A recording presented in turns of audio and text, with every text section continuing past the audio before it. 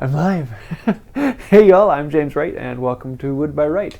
Today we are going to be talking about raised panel doors, particularly rabbeted raised panel doors. Now in the past I have done pillowed doors or just a simple chamfered raised panel door, but doing the rabbeting in here just gives it a little shadow detail and it looks kind of cool. We'll be looking at this in a good deal here in a moment, but let's talk about a few things coming up.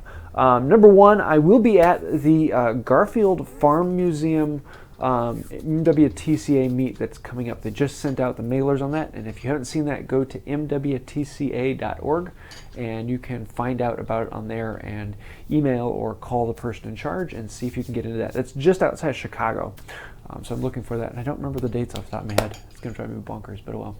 And then I will also be at the National in September. I'm having problems with dates tonight. Maybe down. What's that? June and September, isn't it? Yeah, I'm pretty sure it's September. That is in Missouri. Springfield, Missouri. There we are. I think I got that one. And so we'll be doing the National. If you don't know what the MWTCA is, it is a tool trading organization club.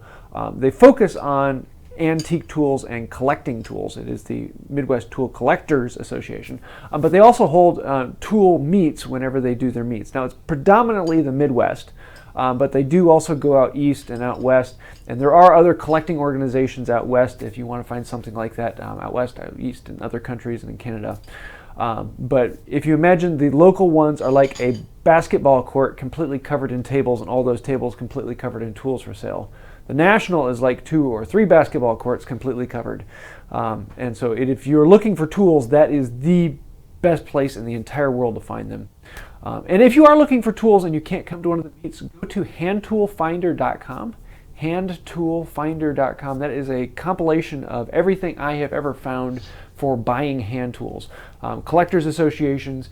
I have a map of the entire world with sites that are known for selling hand tools, as well as a list of reputable online hand tool sellers. So definitely take a look at that. Do I need to say anything else before we dive into this thing?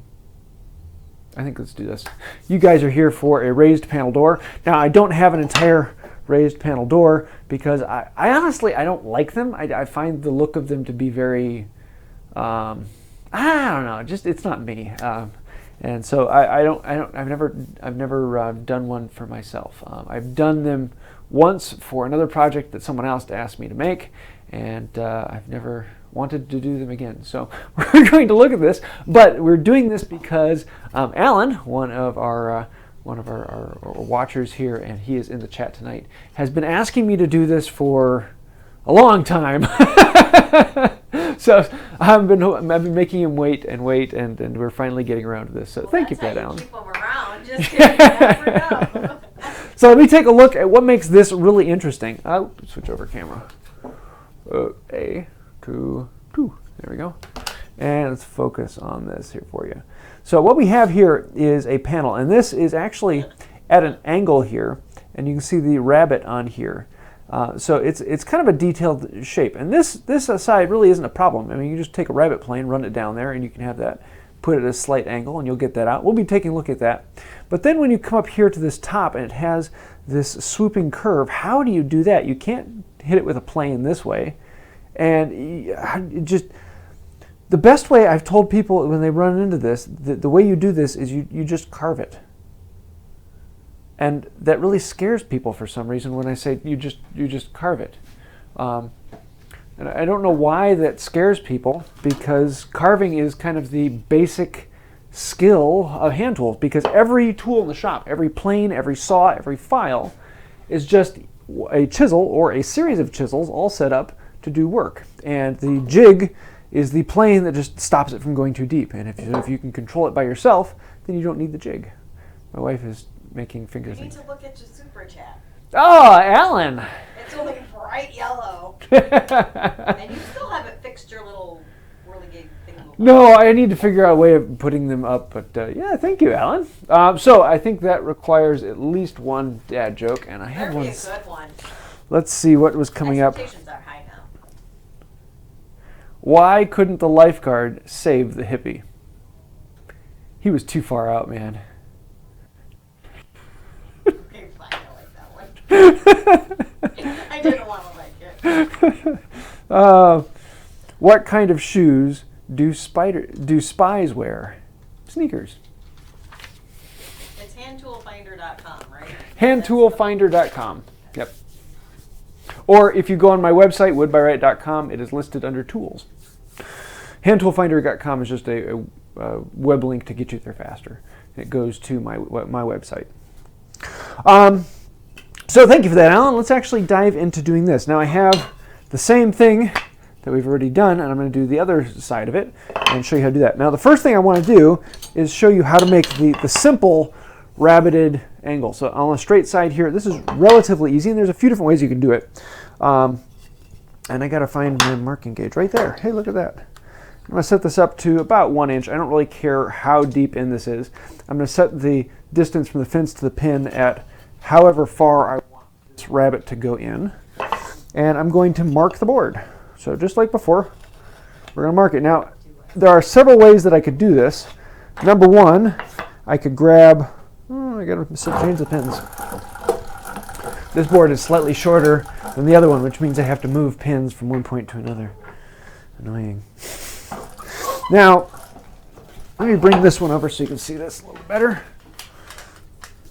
Ooh, hey, I got the other camera working. It was driving me bonkers last week. This one wasn't working. So what we're going to do here is I could just take a rabbet plane, and the traditional way to do it would be to put your fingers on here and use your fingers like a fence, and then just slide it along, and use your fingers like a fence, and you can get one good edge on there. The other way you can do it, who just did? Adam. Adam. Oh, Adam, I gotta stop and give you a joke. Let's see, what's the next one? Why couldn't the lifeguard save a hippie? Yeah, we did that one. How many politicians does it take to change a light bulb? 2. 1 to change it, and another to change it back again. That's it? I'm shocked. Okay, fine. An archaeologist is the best husband a woman can have. What? The older she gets, the more interested he is in her. Oh, no, I didn't even get the beginning. That was The archaeologist is the best a woman can get. Do you know why women make the best archaeologists? Huh. They're always bringing up the past. Oh, that's a good one. Yeah. Let me go back to work. The other thing we can do is create a shoulder here and just cut this in down to whatever depth we want. And so I'm just going to start here. You put a knife hole in there, it goes a lot easier. And so I'm not going to cut it down very deep. What I could do is actually put a piece of tape on here all the way across and use that as a depth stop, so it only goes down so far. But we're just going to take this down a little ways. And then the easiest method that most people have, if you have a rabbet plane, you probably have a fence for it, unless you have a rabbet plane that doesn't have a fence because you bought an older one that doesn't come with it. Because for some reason, these old rabbet planes, you're missing the depth stop and you're missing the fence on every one of them. And so we can set this on here, set this to its stop. So I'm just going to do this to make it a little bit faster. And we're going to cut this down to depth. So now with the fence on there, we're going to take this down. We're not going to worry about the angle just yet. And I'm going across the grain, which makes this fun.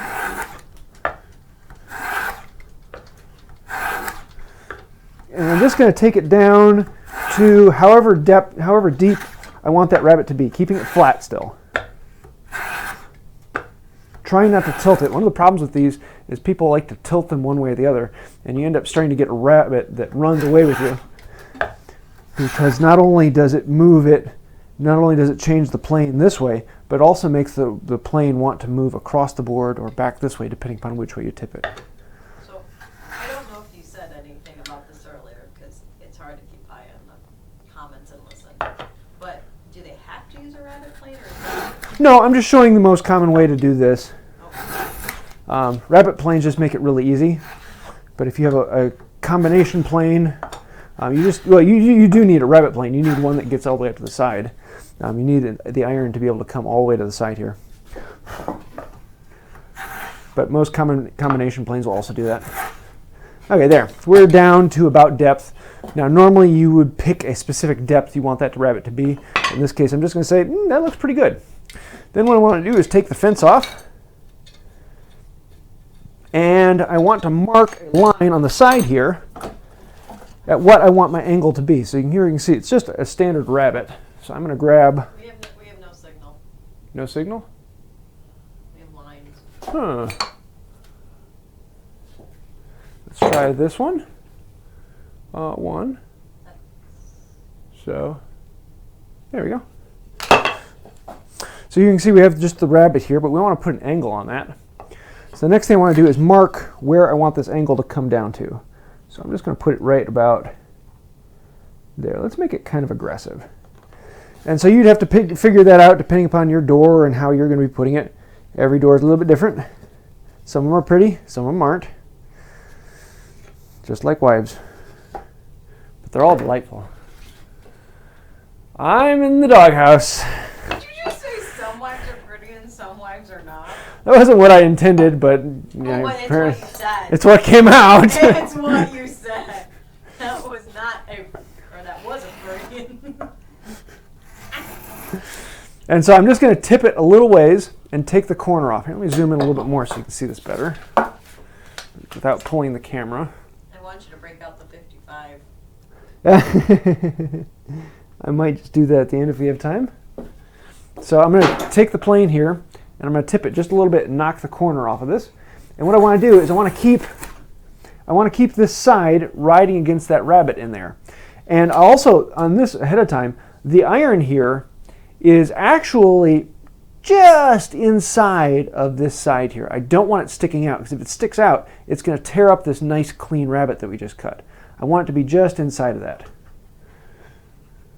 And so now we're going to run it at an angle until we get down close to that line.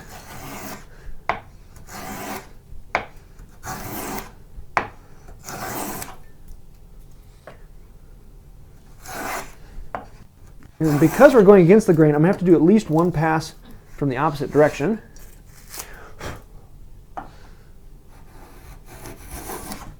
There we go, right about on that line. I want to make sure, see, because I got to go the other direction.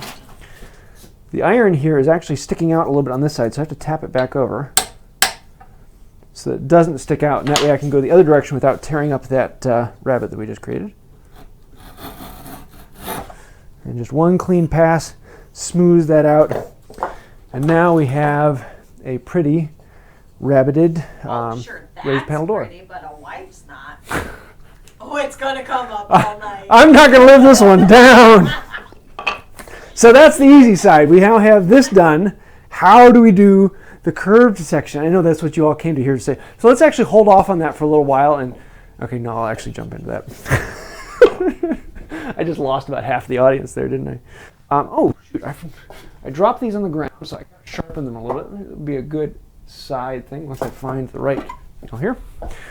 So I have a pair of dividers here, and I dropped them on the ground, and the tooth that is going to be doing the marking is all mushroomed in and looking bad, so we need to fix that. So let me actually just show you. What I do is just grab a file here and clean it up. I was going to do it beforehand, but forgot. So can I ask you a question while you're doing What's that? Well, first I have a comment from Cody Bryant earlier in the night.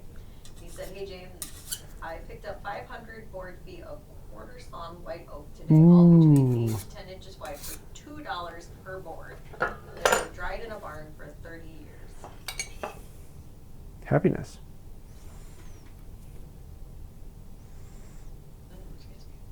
That's how you make me jealous. So what I'm going to do is I'm going to set the dividers to the width that this is on. So normally I would actually take the marking gauge where I had it at and I'd set it up on the marking gauge, but because I changed it already, I can't do that. Oh, before I change the marking gauge accidentally, I'm going to use that same thing and I'm going to mark this edge. Normally I would run all the way around the panel because I'd want it all to be at the same point. And then I'm going to take these dividers, and what I want to do is pick a point here, the wrong side. want to pick a point here, and I'm just going to draw a little bit of an arc here. And then I'm going to pick a point here. I'm going to draw an arc here.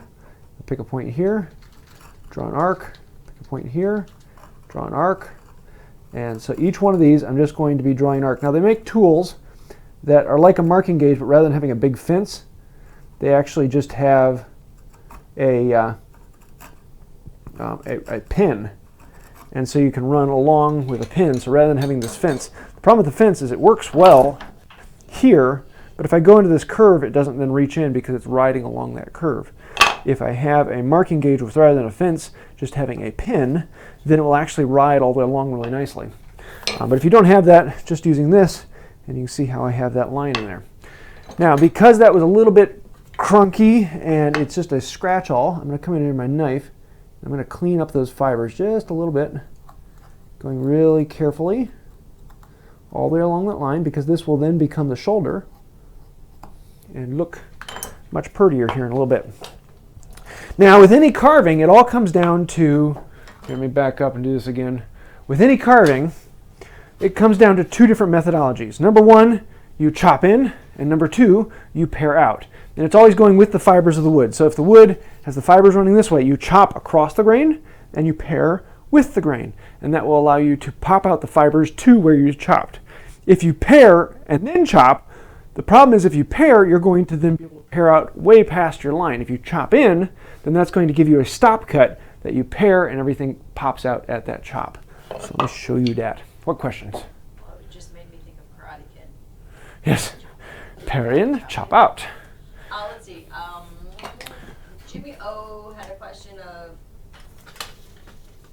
any advice on how to fix bad planing techniques? More experience. That was going to be your answer. No, it's honestly the biggest thing about planing technique is knowing what is sharp.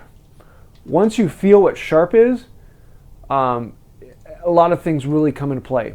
Now, you're also going to get a lot of people who say you should never skew the plane as it moves across the wood. You should always keep it in line. And then there's all sorts of different body mechanics, and everyone's going to say this is the way to do it and that's the way to do it. Do whatever's comfortable to you. And your body will tell you what needs to be done, and then the plane will tell you what needs to be done if it's sharp. If it's not sharp, then ain't nothing going to work for you, and no matter what you do, it's bad. Can I ask you one more question? Yeah. Moonwolf asked, can you still do that if you don't have a rabbet plane? You need a plane that will go all the way up against the wall. If you just have a regular bench plane, let me explain. Where's one that will work for this? The problem with a regular plane is that they have these sidewalls. There we go. Is you have the sidewall here, and because of that, you can't get all the way up onto the edge. It will only cut, what is this one, about 3/8 or about 2/8, a quarter inches, 2/8, yeah, quarter inches, 2/8. Sorry. It only cuts that close to the side. So if I put this on there, it's never going to cut all the way up against that rabbet. It's always going to be staying a little ways away from it. A rabbet plane, which doesn't have to be this specific, you can actually get a rabbeted block plane, you can get a combination plane, you can get, let's see, what else comes rabbeted? A pile of different molding planes. You can make a rabbet plane. Paul Sellers actually has a fantastic video on making a rabbet plane. And most people can whip one of those out in their shop in just a couple minutes with a chisel. You use a chisel as your cutter, and you can make one really quickly. Like, well, this one isn't with a chisel, but it's a very similar thing. So it's just an open body. No, this one's a closed body. Never mind. Where was? Here. This one is a grooving plane, actually, but it's made with a chisel. It's currently clogged. But you can make one of these relatively quickly because there's an open body here. You're just cutting the slot for it to fit in and then fitting a wedge to go in there. But rather than making it a groove, you can just make it a rabbet plane that will do the exact same thing. So if you want to see my video on this, great, but Paul Sellers has a great video on rabbet planes. And it's a fairly long video where he goes into depth on actually making them. And so if you don't have one, make one. That's literally made from a block of firewood and a chisel. So yeah, and firewood makes really good wood for plane bodies. Yeah, let's get back into this. So, 2. Now we want to do the chop in, pare out method that we were talking about. Oh no. Is it actually still working? Okay, good. Nope, it's not still working. Sorry. Let's try this again. Why did my camera suddenly stop working? Is it working again? Oh, it's working again. Okay, there we go. Yep, get a focus. It doesn't like the aftermarket cord I have on it. So we're going to take this, and for the straight area here, we're just going to chop in. I'm just going to give it a light tap. In this case, I'm just putting it right into that groove, because if it moves a little bit, not a problem, because I'm not actually fitting this to anything else. And then we start coming in here into the curve, and I can get a smaller chisel, like this is, what is this one, 6 millimeter, remember correctly?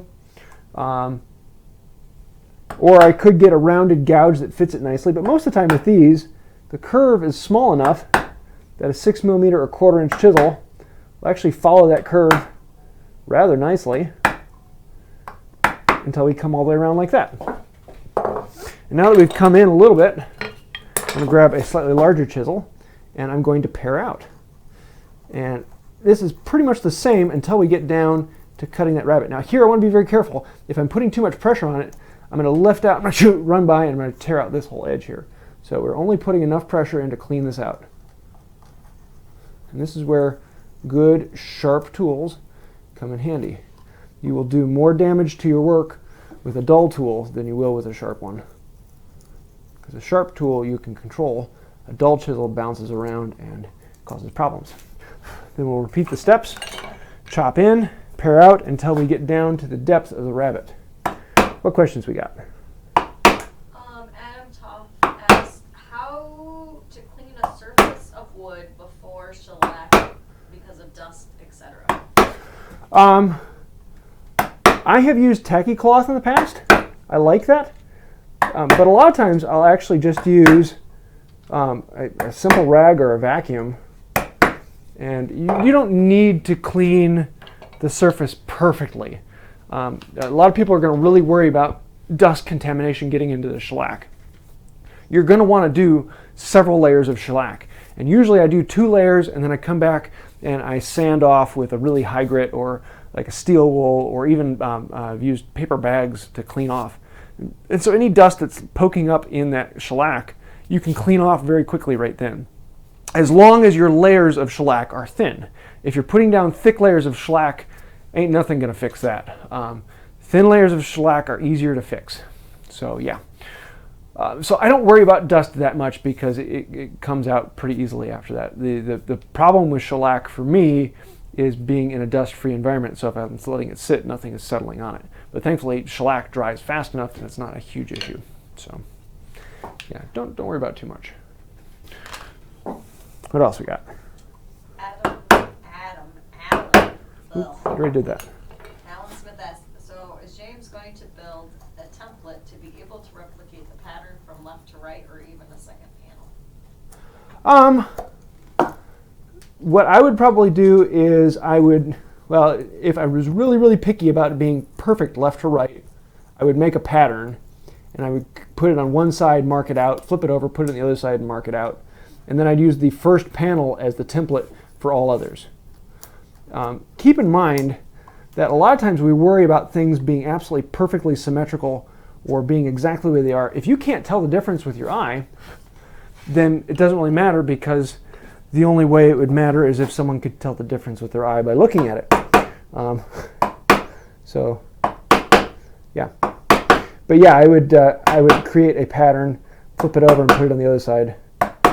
Now here I'm being very careful not to go down too deep. You can see I'm just taking off a little bit because I don't want to go down deeper than this. If it does go down a little bit too much, not a huge issue. You do have a nice shadow line on there, but we don't want to take it down too much. So here is our rabbet. So this is a rabbet trail because we're winding around in this. Ooh, how's it going? What else? What other questions we got? That's it for now. Okay, then what we're going to do here is now we want to take it down to this line that we drew on there.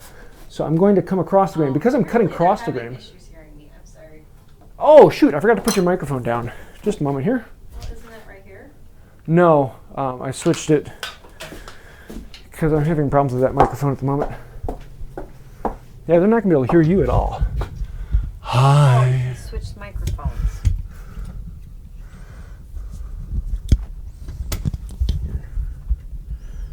Oop, why is that swiveling? I don't know. What did you do to me? There we go. There you go. Get cozy with the microphone. Now you can hear my beautiful wife. That probably was really loud just now. Where was I at? I am here. So now what we want to do is pare this out. Now, when you're going across the grain like this, you don't want to be at 90 degrees to the grain going across. You actually want to skew the chisel so that some of the chisel is still going with the grain. And we're just going to start taking it back layer by layer until we get close to that line. Now here, I'm going to be running into this edge, so I'm going to flip it over, bevel down. Are you talking about the line that's on the outside? Yes, the line running right along this rim here. Because I want to take it down to the same thickness here that it is on this side. So we're going to work bevel down here. Actually, I'm going to work bevel up here for a moment. Bevel up is a smoother cut because you're pushing in line with the chisel. Bevel down gives you more control and more flexibility because you can make the chisel dive as well as come up. When you have it bevel down, you can only make the chisel dive. You can't make the chisel come up. So we're going to start bringing this line back. So are you and just carving. Eyeballing that? Yep. And the only thing that matters is this line right along the rim and this edge back here. And I want to draw a perfect straight line from this rim back to the line on the front. And then we will come in with a card scraper here in a minute. Oh no, I'm giving away the punch line.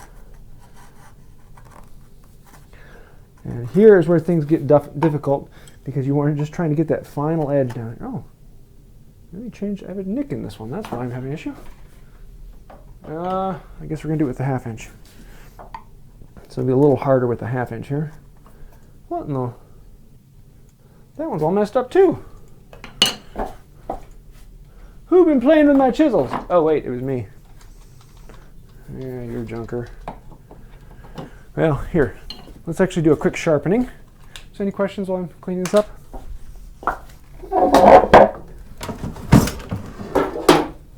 What's that, babe? I didn't say anything. Any questions? No. Nope. Okay. Well, actually, I take that back. Sorry, I was trying to read the line in Spanish for a second. But JPac of Cigarettes asked, your shop is in your basement, correct? How do you keep the humidity down? I have to run several dehumidifiers in mine. That really depends on where you live. With the air conditioning running in our shop and living in northern Illinois, humidity is not a huge issue. But we have humidity running in our house all the time. Not humidity, air conditioning running in our house all the time during the summer. We do not turn it off just because I love the heat. I love the cold. I don't love the heat. That's why I have it on. So I don't have to worry about humidity much, but I know a lot of people in other climates have to worry about humidity all the time. This one had a fairly large nick in it, so it's taking me a little bit longer here. So the Woodworking Monkey wants to know, what stones do you use? These are DMT 8-inch stones. I have several videos on making this sharpening system here, and I've got more than a few videos on showing how to sharpen if you want to see the exact ones. That's better. Do you want to be close in on your camera? Or do you No, I'm want just to be making that sure far this out? is sharp before I go, without having too much fun. Let's go back to 2. So now, what I'm going to do is, at this point, I have to be very careful because I'm going cross grain here, and I'm basically going straight across grain. So I want to dig in a little ways and then kind of pare out without diving in too deep. Just taking it little bit by little bit.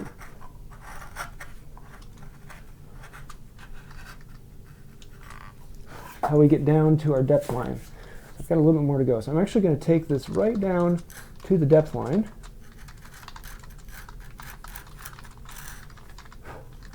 So that I can see it on the top side here. Flip it over, bevel down. Just like that. And now we're going to carve it. And if this looks really intimidating to you, working bevel down, playing with the grain like this, give it a try, experiment with it, and you'd be surprised. It's actually a lot easier than it looks. And once we get it fairly close to being a nice even line from the shoulder all the way out to that rim, then I'm going to bring in the card scraper. And the card scraper, as long as the card scraper is sharp, and in this wood it's really, really hard because this is such a soft wood. This is a Filipino mahogany. And this one isn't quite as sharp as I would like. It's not bad. Seems to be the theme of the night. It's the theme of my shop. Oh, it just matches you. Oh. And now Not quite as sharp. we can clean that out, just like that.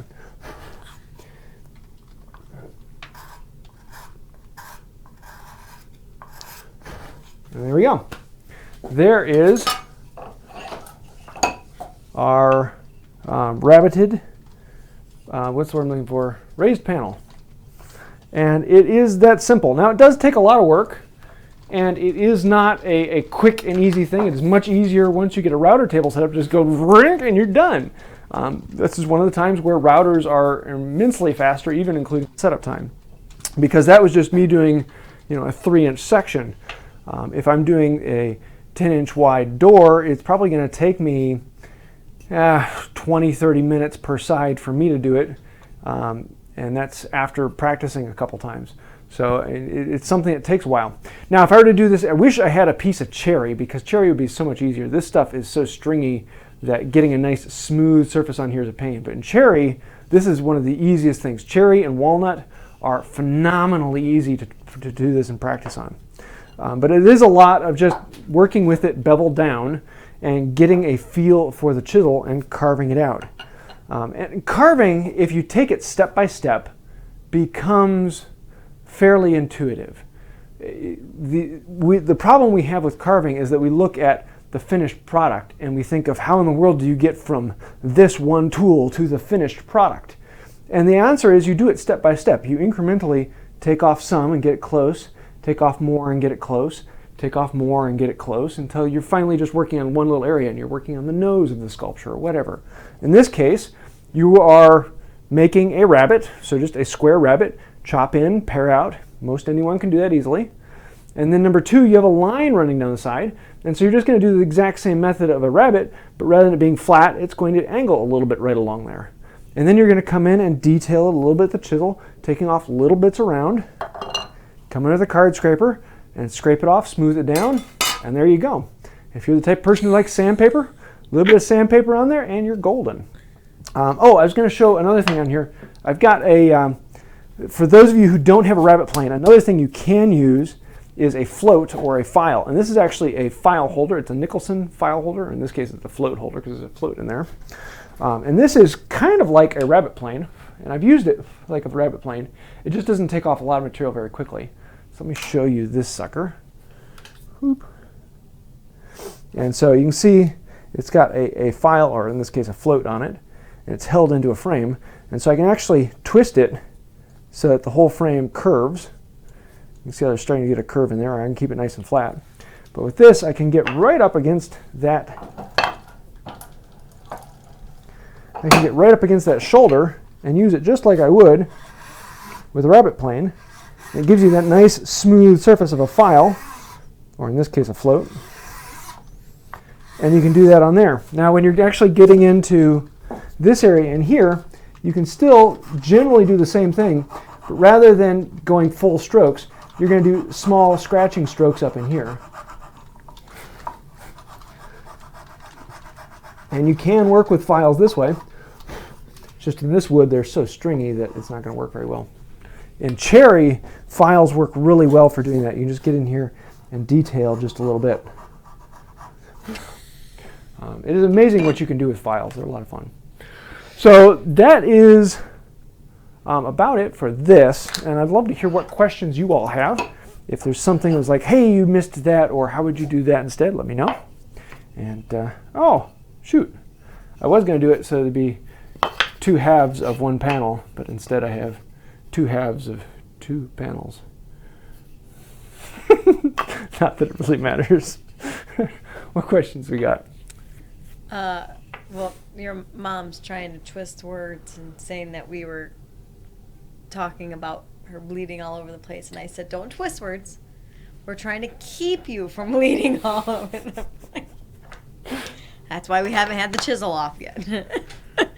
But Cody Bryant asked, when sharpening chisels and planes, I have an issue putting a skew into the blade. What's the best way to correct that? Usually the problem with putting a skew into the blade is you're putting too much pressure on one side and it's taking off more material on that side. And the way you fix it is you put more pressure on the other side. And then after a few sharpenings, it comes back. It's a fairly common beginner thing in that until your body mechanic gets down to it and you know what it feels like to have an even pressure on both sides, you're probably going to be pushing on one side or the other. You may also notice if you ever have a wide iron that you're doing, you can actually deform the iron by pushing in the middle or just pushing on the outsides, and you can actually get a camber or a reverse camber iron by pushing too much in one area or another. So yes, you will take off more material on one side than the other, and that's really common in your small, thin chisels, is that you start to skew them very easily because it's very easy to rotate them by putting more pressure on one side than the other.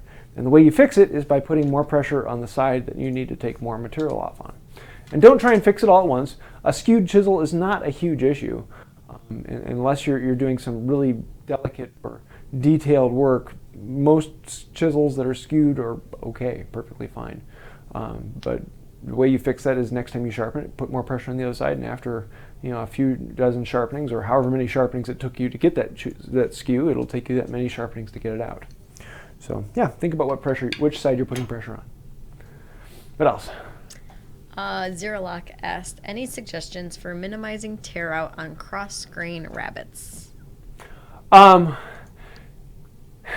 sharp blade. That's the answer to everything. With cross-grain work, you're always going to get some weird tear out unless you can skew the blade. And that is the reason why they make skewed shoulder planes or skewed rabbet planes like this one. The chisel is actually, the blade is actually skewed. So let me show you. So on the bottom here, it's skewed that way. And so when I'm cutting a rabbet on this side, it's actually running across the, rather than running at 90 degrees or parallel with the grain, it's running at a slight angle to it. And so that will give you a much cleaner surface. As well as it being skewed, it sucks it into the corner here, so it holds it tight into the corner much easier. But if you're going straight across the grain with a straight blade, you're generally going to be running into things that you can make it easier by making the mouth smaller. If you can do that on your plane, you can make it easier by sharpening the iron to a little bit more of a standard. But you're still going to be, you're not going to be getting the glass smooth surface you do when you're running with the grain. So yeah, that's why I come in with a card scraper and clean up with that, and it makes it much better. Card scrapers do work relatively well across grain. What else? Matt Ezell asked, how many strops do you go through in an average year? Oh, none. Well, here. This is my first ever strop, and I still use it. It's got a few nicks and scratches in it, but it still works fine. So I don't go through strops. Yeah. If you're going through it, I'm wondering what is the problem. One of the problems that some people have is they put too much compound in there, and so you can actually clean them off, take a card scraper, and scrape the compound out, and then redo it. Another problem that people have is that they're going too fast, and when they go back forward, they gouge into it and put large gouges in their strop. But that's body mechanic. So no, I've never retired a strop. So yeah. Sebastian Bougie asked, James, if you could not use oak, what other wood would you switch to? I do like walnut, especially with the sapwood.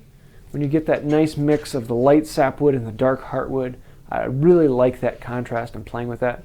I don't use oak because it is easy. I use oak because, number one, it's relatively cheap and abundant around here, and number two, it is a very rewarding wood in that it's a beautiful color and shape. It's very difficult to work with, but it is worth the work because it's beautiful, like my wife. Yeah, but I think natural walnut. Cherry is very easy to work with, but it's not as rewarding. It's a little too homogeneous for me. I don't know what else would be top of the list. Purple heart. I just threw that out there. No, I don't like purple heart. Purple heart's a pain to work with, and it's all just purple, and then turns brown. Is it curly maple? Curly maple, yeah, but still not as pretty as oak. If I didn't have oak to work with, I would go get me some oak. Padouk. Padouk, yeah. I did work with Padouk today. Worked with ebony today. Got a video coming out with Padouk and ebony. Ooh. So apparently it's oak. Oak. Yeah. More What oak. else? Apparently you look like David Hyde Pierce from Frasier, according to Ian Duck. Do you know who that is? No. I didn't think you did. Frasier's brother in the show Frasier. Oh, yeah, the thinner one. I love that's the one trait you picked out of all the things. That's a comedy duo. I don't know that I see it, but okay. I got your, yeah.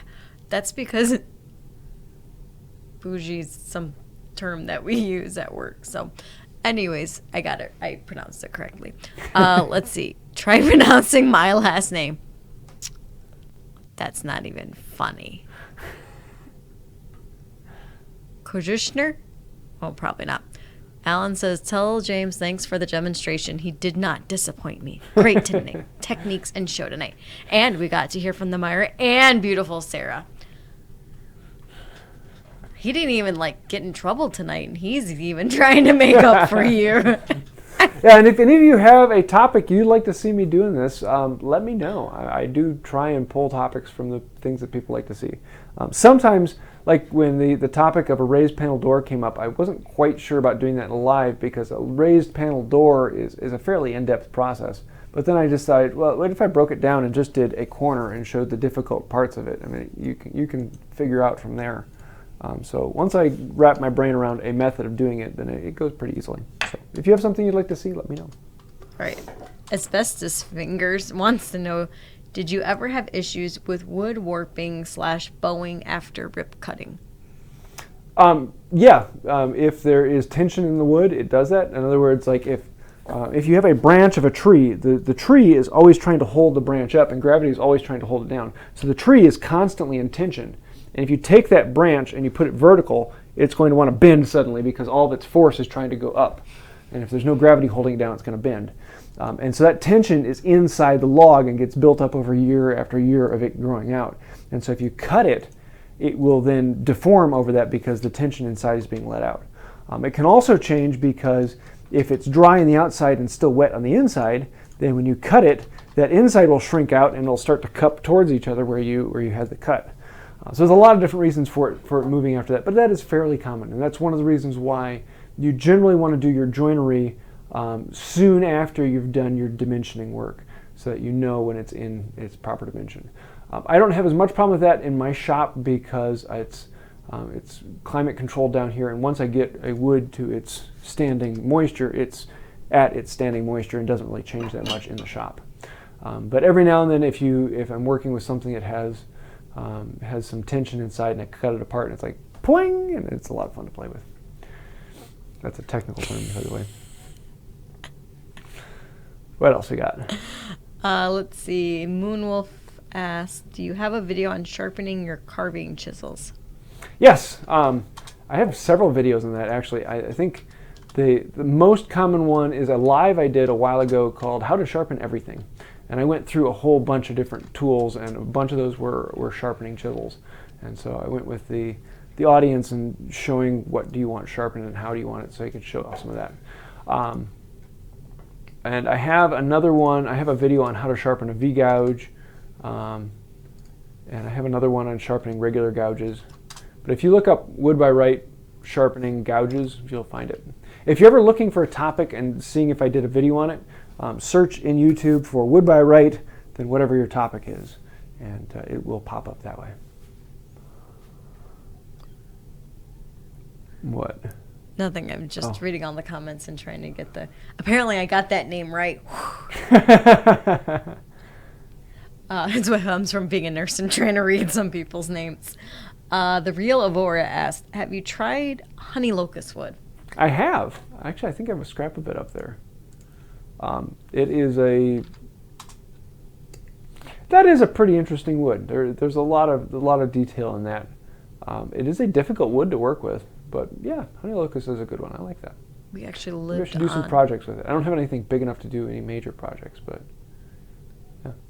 We lived on a road called Honey Locust. Yeah. And apparently banyan's a type of tree. Really? In Hawaii. Apparently, if there's any Hawaiians out there, please let me know if that's accurate. Because I thought that was kind of humorous if it really is the name of a tree that you live on the street of a tree. Anyways, moving on.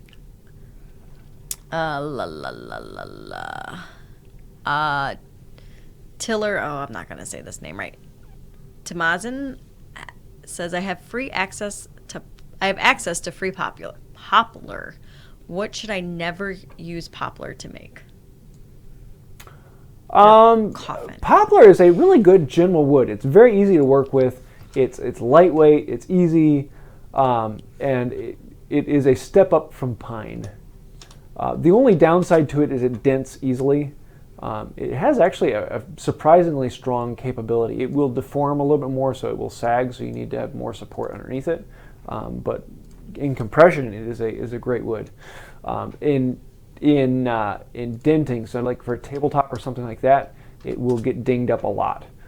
So I think that's about the place I would draw the lines. I wouldn't use it for anything that would have a lot of human crashing into, such as a tabletop. But yeah, it's a great wood for practicing. Very, very forgiving, very easy to work with, very lightweight, and relatively cheap. What? I'm trying to do my job. I'm saying what? Hang on. What? As if I get paid. Hang on now. Little bossy tonight, apparently. Heberth de Jesús Guevara Benavides. Got it close. I know I didn't get 100% right. What do you think about using pallet reclaimed wood? I don't like it as much as that there's a lot of work for the amount you get out of it. And I tend, the sizes that I get out of pallet wood, I don't find as commonly useful in what I do. But that being said, I have no problem with it. And I know a lot of good people, like Paul Jackman, a good friend of mine out in Washington, D.C., which you've got to take a look at his channel, Jackman Works. He does a lot of pallet wood projects, and he spends a lot of time disassembling them and processing down the material. I think one of the other things is that with a power tool, if you hit a nail or something, oh well, you're going to cut through it. And you're going to dull the blade a little bit faster. With a hand tool, if you hit the blade, you're going to chip it out, and it's like, oh, that's an hour's worth of sharpening. So if there's any metal in the wood, I'm really leery to take hand tools to it, just because you do sharpen everything. But I don't have a problem with it. It's much cheaper for me to find other sources such as Craigslist. I have several searches running on Craigslist all the time, and I will get a load like once a year. I find the mother load of 400 or 500 board feet of something, and I bring it home, and that will suffice me for the next year or two. Actually, the bed is a load that I got almost 2 years ago that I'm still working through in white oak. Isn't the same one that you got the table? No. Oh no, not the top, but the bottom. No, that was an elm tree that I cut down 3 years ago. Sockney. So I look through Craigslist regularly and buy like once or twice a year. So I guess that's a big reason why I don't do pallet wood much. But yeah, can I have time for a couple more? All right, we have a couple more. Cody Bryant asks, can you do a video on how to square a combination plane? How to square a combination plane? I don't know what you're saying. Send James an email. Huh. Matt Ezell asks, is there any wood you absolutely abhor and will not touch? Palm. Palm wood is, it's like, if you imagine taking grass and it's like trying to work with a bale of hay. It is painful, and there's splinters everywhere, and they're incredibly sharp, and it's an annoying wood. I don't even know if it is wood. It's palm, but yeah, I have not found a project where I'm like, ooh, palm would be good for this. Yeah, I just don't like the stuff, so yeah, I don't work with palm. All right, we're getting a lot. It's a good thing I'm not in Florida. What's that? We've gotten a couple questions now about storing lumber where you keep it, so an idea for a video. Let me show you my lumber storage method. While we're doing this is right over here. So I've got underneath the stairs here, and so I can put the long stuff on the bottom and short stuff on the top, and it all just slides underneath the stairs there. So that is my lumber stock. And it works pretty well for what I've got. But maybe I'll do a video on that.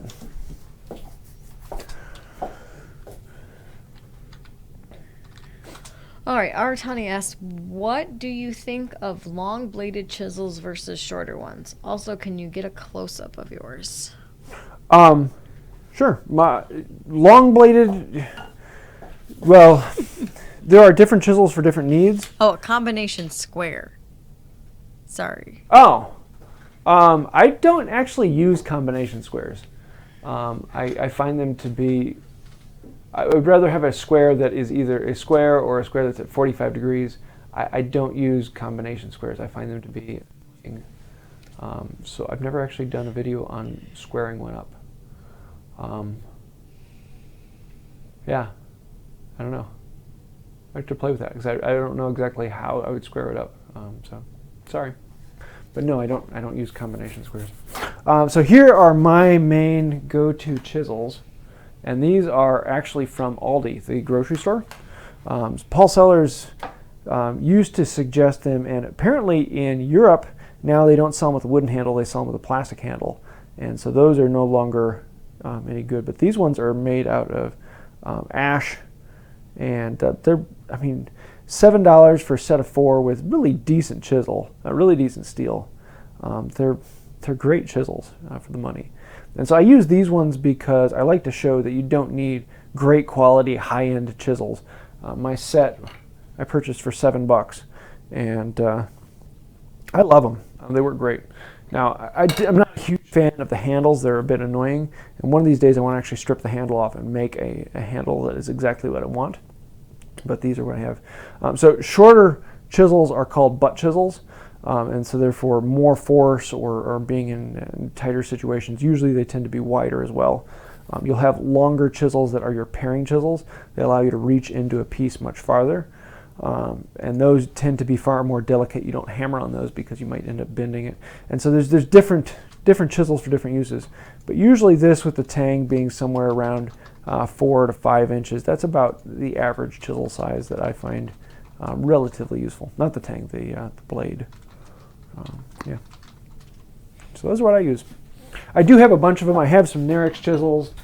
I have these ones from Harbor Freight.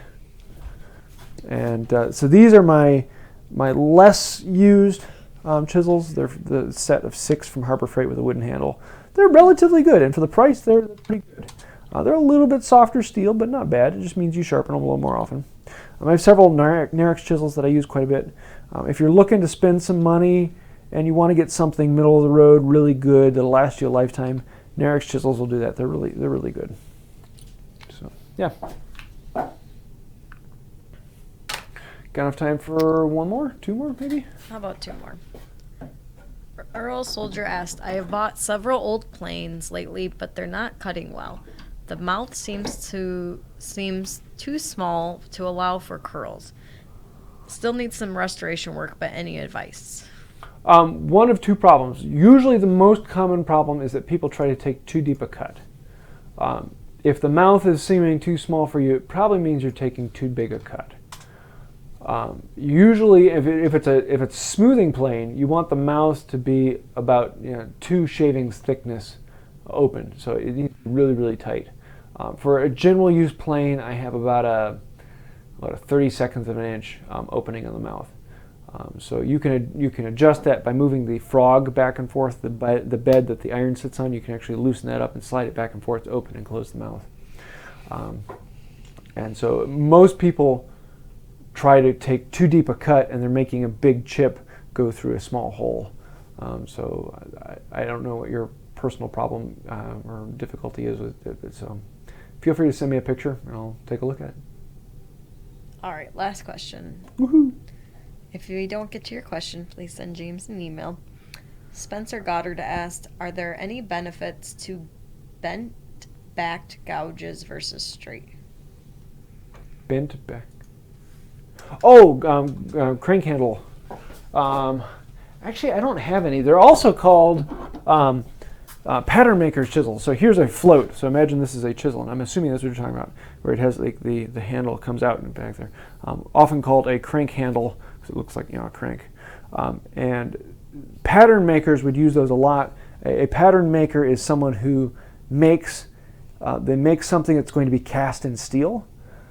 And so they make the blank out of wood, and then that is the pattern that they then make all the molds out of. And then they can pour the steel or iron into the molds and make the item. So they're making all the patterns.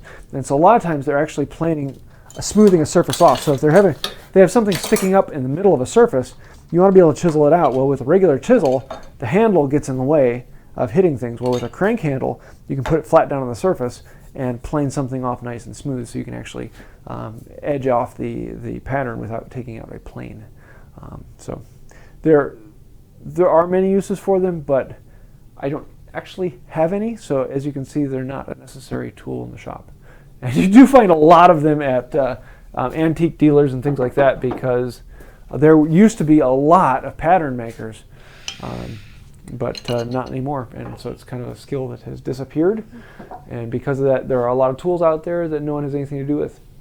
So yeah, cool. I think that about does it. Is there anything I'm forgetting? Nothing? Cool. If you have if you do have any ideas or something you want me to do a video on, let me know, and we'll be doing this every Tuesday at 8 p.m. Central Time, and looking forward to seeing you next week. So until next time, have a wonderful day. Bye. Now let's play the game. Find the button. Where's the button? I signed the button.